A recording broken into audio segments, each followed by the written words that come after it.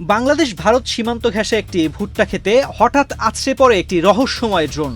মুহূর্তেই পুরো এলাকায় ছড়িয়ে পড়ে আতঙ্ক। পরে জানা যায় সেটি ছিল ভারতীয় সীমান্তরক্ষী বাহিনীর একটি ড্রোন, যা সীমান্তে ভিডিও ধারণের সময় যান্ত্রিক ত্রুটির কারণে বাংলাদেশের অভ্যন্তরে পড়ে যায়।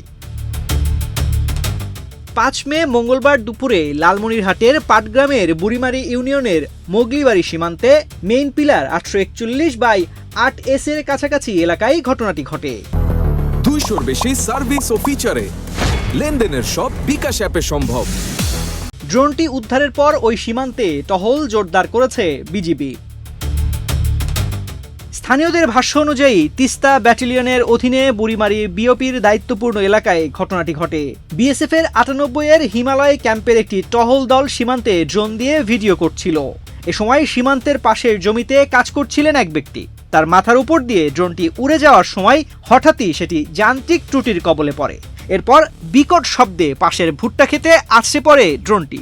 এরপর ওই ব্যক্তি বিষয়টি বিজিবিকে জানান। খবর পেয়ে বিজিবি দ্রুত ঘটনাস্থলে গিয়ে ড্রোনটি উদ্ধার করে। এদিকে ড্রোন উদ্ধারের পর থেকে সীমান্তের বিজিবির টহল জোরদার করা হলে পুরো এলাকায় তৈরি হয় চাপা উত্তেজনা ও আতঙ্ক। উদ্ধার হওয়া ড্রোনটি বর্তমানে বিজিবির হেফাজতে রয়েছে।